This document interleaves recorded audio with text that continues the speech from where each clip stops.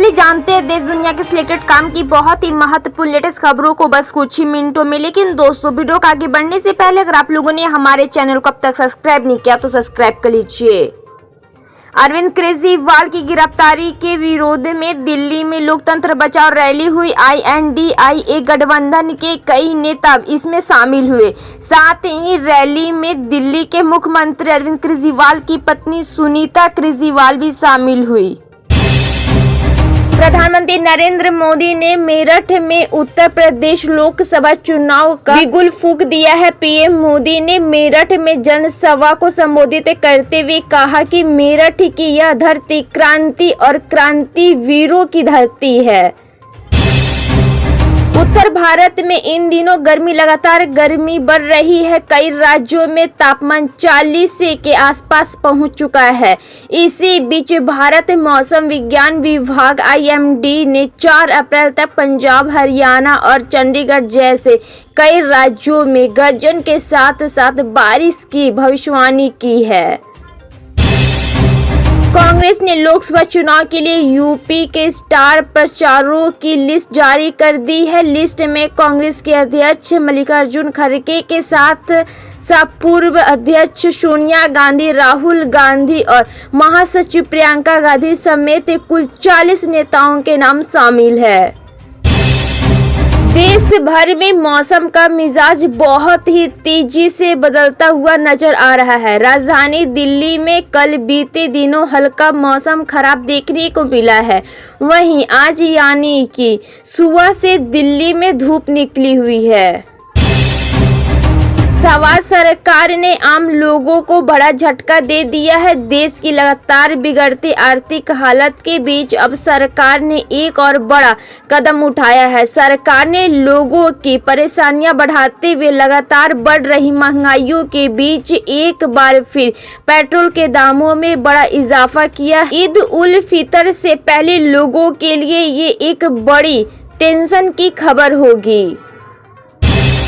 दिल्ली के सीएम अरविंद केजरीवाल पिछले एक हफ्ते से ईडी की गिरफ्तारी में है। खबर है कि हर दिन उनसे लगभग 5 घंटे तक पूछताछ की जाती है।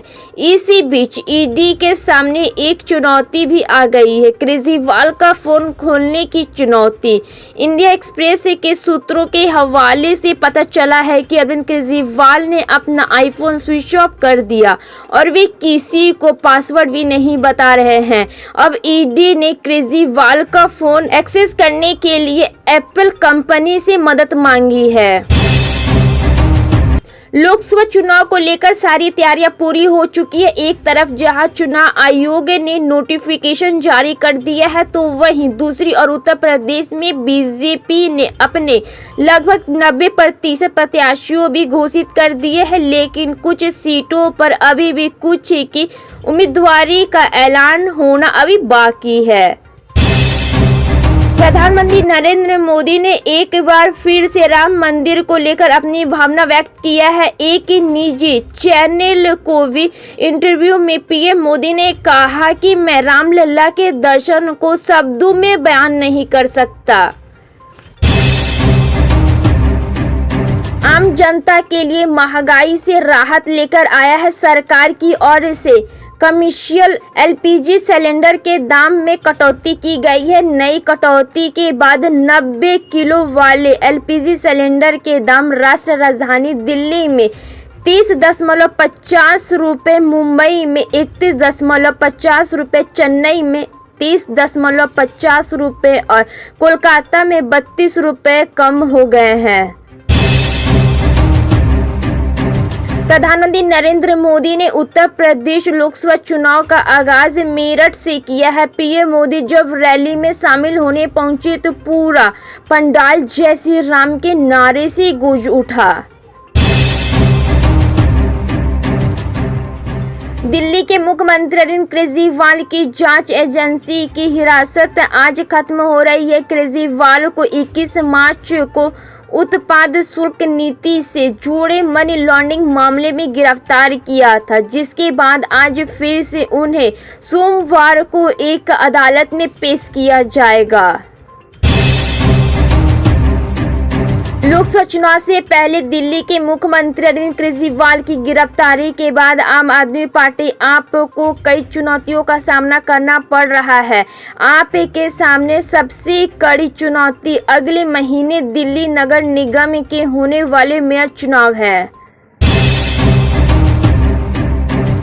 पश्चिम बंगाल की जलपाईगुड़ी में रविवार को भीषण तूफान के कहर बरपाया है। राज्य से आ रही खबरों के मुताबिक इसमें कम से कम 4 लोगों की मौत हो गई है, 200 लोग से ज्यादा घायल हो गए हैं। पुलिस ने बताया है कि तूफान में कई घर पूरी तरीके से क्षतिग्रस्त हो गए हैं, जबकि कई बिजली के खंभे भी उखड़ गए हैं। बीते करीब 2 सालों से अखिलेश यादव लगातार पीडीए की बात कर रहे हैं। उनका कहना है कि भाजपा वाले एनडीए का मुकाबला पीडीए ही कर सकता है। उनके पीडीए का अर्थ पिछड़ा, दलित और अल्पसंख्यक से रहा है। प्रधानमंत्री नरेंद्र मोदी की मुंबई दौरे पर शिवसेना यूबीटी सांसद संजय राउत ने निशाना साधा। उन्होंने कहा, जब चुनाव की घोषणा होती है तो कोई प्रधान या मंत्री नहीं रहता है। लोकसभा चुनाव में भारतीय जनता पार्टी बीजेपी के उम्मीदवारों का प्रचार करने के लिए प्रधानमंत्री नरेंद्र मोदी यूपी में तूफानी दौरा करेंगे। वह इस महीने यूपी के अलग अलग जिलों में कई जनसभाओं को संबोधित करेंगे।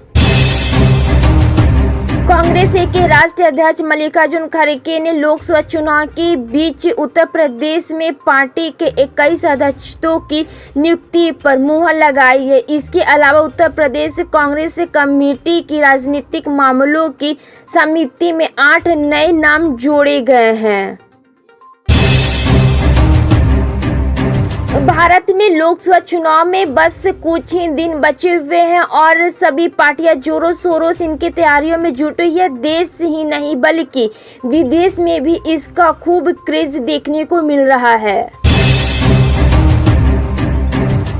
पीएम मोदी 4 अप्रैल को बिहार में जमुई लोकसभा सीट से एनडीए के लिए लोकसभा चुनाव प्रचार का आगाज करेंगे। पीएम मोदी की सभा में सीएम नीतीश कुमार, उप मुख्यमंत्री सम्राट चौधरी और विजय सिन्हा के साथ ही बिहार राज्य के सभी शीर्ष नेता मंच पर उपस्थित रहेंगे। जमुई से एलजेपी के प्रमुख चिराग पासवान ने अपने बहनोई को प्रत्याशी बनाया है।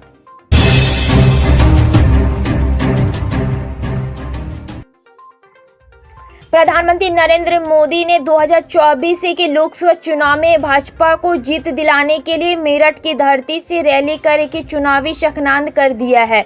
इस रैली में पीएम मोदी के अलावा यूपी के मुख्यमंत्री योगी आदित्यनाथ, हरियाणा के मुख्यमंत्री नायब सैनी, आरएलडी के मुखिया जयंत चौधरी, यूपी में कैबिनेट मंत्री ओम प्रकाश, राज्यभर मंत्री अनुप्रिया पटेल और कैबिनेट मंत्री संजय सिन्हा जैसे दिग्गज नेता मौजूद रहेंगे।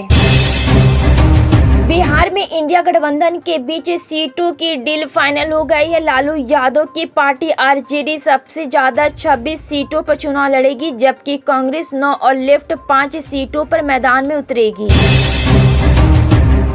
दिल्ली आबकारी नीति के मामले में मुख्यमंत्री अरविंद केजरीवाल की गिरफ्तारी के बाद से देश का सियासी पारा चढ़ा हुआ है।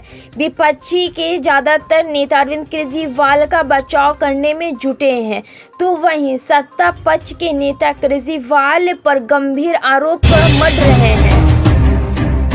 लोकसभा चुनाव से पहले कांग्रेस और मध्य प्रदेश के पूर्व मुख्यमंत्री कमलनाथ को जोर का झटका लगा है। 3 दिन में 2 बड़े नेता के साथ छोड़ दिया है। मध्य प्रदेश की अमरवाड़ा विधानसभा सीट से पार्टी विधायक और पूर्व सीएम कमलनाथ के करीबी सहयोगी कमलेश शाह शुक्रवार को भाजपा में शामिल हो गए हैं। प्रधानमंत्री नरेंद्र मोदी की इलेक्शन कैंपेन गारंटी शब्द को तेजस्वी यादव ने चाइनीज गारंटी बता दिया है। इसके बाद बिहार में सियासी तूफान खड़ा हो गया है। डिप्टी सीएम सम्राट चौधरी ने पत्रकारों ने जब सवाल किया तो उन्होंने कहा कि लालू जी चारा खाने वाले पंजीकृत अपराधी है और तेजस्वी उन्हीं के बेटे हैं। लोकसभा चुनाव के लिए घोषणा पत्र तैयार करने के लिए भारतीय जनता पार्टी की मैनिफेस्टो कमेटी की बैठक सोमवार को पार्टी मुख्यालय में शुरू होने वाली है। कमेटी के अध्यक्ष रक्षा मंत्री राजनाथ सिंह सहित इन बैठक में कई केंद्रीय मंत्री के साथ कई राज्यों के मुख्यमंत्री भी मुख्यालय पहुंचे रहे हैं। यूपी में रायबरेली और अमेठी को गांधी परिवार की परंपरागत सीट कहा जाता है। इंदिरा से लेकर राजीव गांधी और सोनिया से लेकर राहुल गांधी समेत गांधी परिवार के आधा दर्जन सदस्य अमेठी या रायबरेली से सांसद रहे हैं।